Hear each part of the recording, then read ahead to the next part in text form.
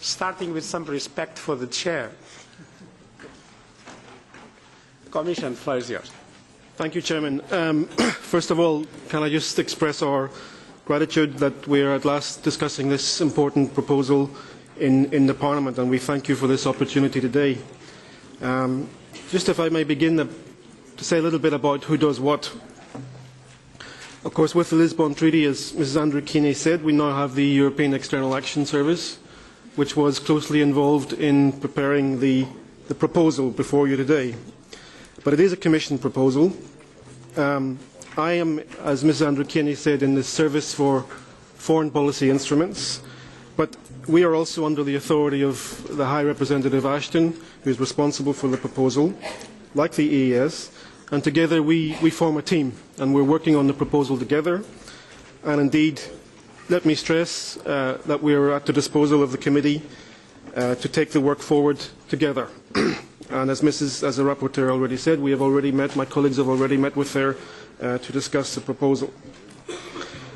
I would stress, Chairman, that the partnership instrument that we have proposed is a major innovation, and I think it's important not to underestimate this.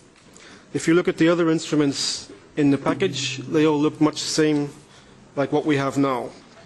And I think it's important not to underestimate that with the partnership instrument, we're going to have a new and very important foreign policy tool. It's for promoting EU interests, but to do this on a global scale and in one single instrument. As such, it translates very much the ambitions which were expressed in the Lisbon Treaty. And such an instrument is currently missing in our foreign relations toolbox. The members have mentioned the industrialized countries instrument, which we have already for relations with a number of industrialized countries. The ICI Plus has also been mentioned. This enables us currently to do some of the similar kind of projects in developing countries. But let me just stress again, the partnership instrument, with the partnership instrument, we want to go much further. And it's about promoting our interests really on a global scale across a wide range of different subjects. And if, Chairman, you allow, my colleague from the EES may take the floor after me to explain a little bit in more detail what we want to do. But let me just stress one key element for us in the instrument, and it relates to a number of comments from the members already. There will be some long-term and programmable, sustainable elements in what we want to do, but the key element for us will be flexibility. So over the 7-year period, we need to have an instrument which allows the EU to react quickly to a fast-changing international environment, to the changing needs of our partners, and in fact also to changing partners. Over the 7 years, our strategic relationships may well change. So for this, we very much believe that we need flexibility in the implementation of this instrument if the EU is to meet these global challenges. And this is where this question of non-substantial modifications comes in. We really need this kind of flexibility, Chairman, in the way we're going to implement this instrument, and we're prepared to sit down with the committee and explain to you in detail why we think this is absolutely essential in this instrument. As the rapporteur said, the focus will be on developed countries, but we'll also be doing business with developing countries. Not just, as you mentioned, where we think we have strategic, significant interests, but also those developing countries which are increasingly playing a prominent role on the world stage. And in principle, what we'll be doing under this instrument will not be classical development assistance. And here I come back to, before I give the floor to my colleague from the European External Action Service, here I come back to another point that was raised about the budget and whether the budget is big enough. And here, to finish, Chairman, I have 2 comments. First of all, the Commission and the EES, in making this proposal, we've done the sums. We've done an impact assessment. We've analysed in great detail what we think we need over these 7 years, and we've arrived at the figure. The figure will obviously be discussed in the wider context of all the instruments and in the wider context of what we call Heading 4, which is the part of the budget allocated to external actions. But we think with the amount we've asked for, we're going to have enough. But we're ready and willing to enter into debate about that and to give you all the explanations necessary to convince you that this is going to be enough. But I think we've also got to understand the nature of the instrument. This is not going to be a classical development assistance instrument. We'll not be doing big infrastructure projects or institution building on a grand scale. We will not be dealing with beneficiaries, as it were, but with partners. So the nature of the projects and the nature of the activities are going to be very much different, and they're going to be small and flexible by their very nature. So those are some of the main elements I would stress, Chairman, in the time available in our proposal. I would like to give the floor to my colleague Felix Fernandez-Shaw from the ES to complete what I've said. But just to say that we look very much forward to taking this debate forward and to cooperating with your committee in the future. Thank you. ES? Thank you, Mr. Chairman, and thanks for allowing us to bring the partnership instrument today to the Parliament. You will find me, head of division in charge of the MFF in the EAS, speaking behind the Commission name tag.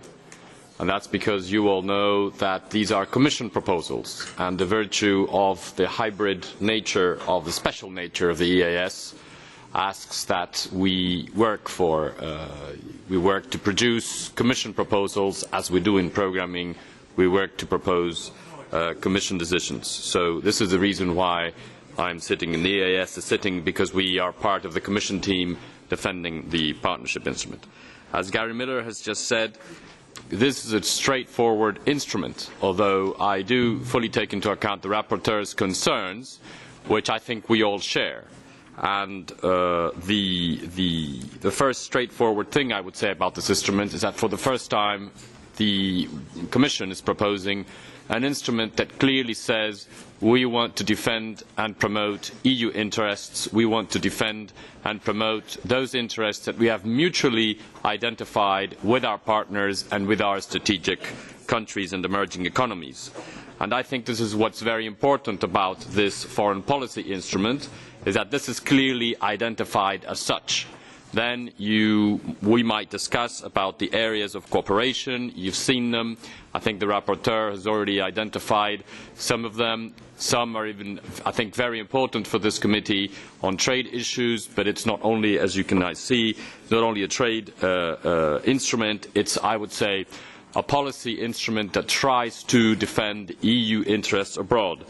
And what our interests are in many places, in many policies, in many EU interests, in many ways in which the EU sees the world, sees its place in the world, and defends its way of doing trade, its ways of doing energy, climate change, geostrategic, and relations with other countries. I think we all are aware that the world has changed.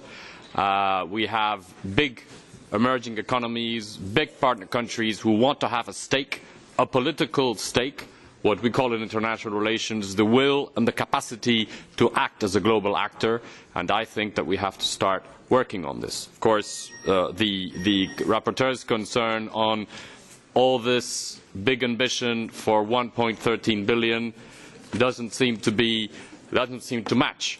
However, I think, as my colleague in the Commission just argued, you don't need the same amount of financing to do infrastructure, to do social protection, to do health, or to do governance in third countries in support of their priorities than you do for supporting our EU interests worldwide. As we've said, there are many issues that differentiate this instrument. However, I've heard the concerns of the rapporteur on the how to differentiate it from other instruments, and I think the main element here is non-ODA and our interests. We want it to be rather broad. I think we do not do a fair assessment of the instrument if we just call it the successor of the ICI or the ICI Plus, because it's much broader. We want to reach out not only to the former ICI countries, we want to reach out to everywhere, and we want to do it in a strategic manner. And that's why we need to identify that some countries are the particular focus of this instrument, but we also need to remain flexible should we need to push our interests in other countries or in other regions of the world that are not as strategic or as priority as one might see. And I think that the rapporteur has clearly identified what we're all thinking about. We're all thinking about China, Brazil, the United States, Japan, South Africa, etc., India. We're thinking about many of these countries. But of course, we want to have the capacity to be able to defend our interests in some of the countries. I have many other issues to respond, but I think I don't have the time. Thank you, Mr. Chairman. This is first exchange of views. Thank you. Back to the Helmut Scholz. Have you asked for the floor for what purpose? Ja, Herr Vorsitzender, ganz kurz. Ich weiß, dass die Chairman, I shall be brief. I know we're running out of time, but I would very much like to thank the rapporteur. It's a very important instrument which we have to deal with, and we've been working for 2.5 years on the present ICI and the proposals, and also the experience from the trialogue with the Commission and the Council with respect to the development of the present instrument. I would now like to add to what we've heard from the Commission services. I think we must very, very clearly express the view that we must be on the same level when we negotiate these kind of partnerships. We should make it clear that we recognize the interests of the countries that we want to develop this partnership instrument with. So I'd like to thank the Commission for saying 2.5 years ago that it should be different from the past, so that the proposal could go to Parliament and we would have enough time to work on it, so that we could share the work between you and the committee. And I think it's right to say that it also concerns our cooperation with the other committees. And I'm looking forward to working on this issue with the rapporteur. Thank you very much. Speaker on behalf of the EAS was Felix Fernandez. Going back to the rapporteur for a final remark. Lucia Andrikiene. Thank you, Mr. Chairman. I would like to thank our colleagues from the European Commission for their explanations, and of course I am ready to take all those explanations on board. I mean, to take into account working on this draft. I understand that regulation is innovative and is different from EU external development instruments. I also understand that the key element is flexibility, what has been mentioned, and that over the 7 years our strategic partners may change, so that is why flexibility is needed. But at the same time, when I look at the envelopes, the budgetary allocations in the new financial perspective, so speaking about those instruments I mentioned during my presentation, external relations package is 56 billion euros. So pre-accession instrument around 14 billion, European neighbourhood instrument 18 billion, development cooperation instrument 23 billion, and partnership instrument 1 billion. I mean, so it's a huge difference between them. So yes, my question marks remain, but as we are having a very first exchange of views, working with the European Commission, EEAS, and also colleagues from other political groups, I hope that we will reach a good compromise on this. Thank you. Calendar.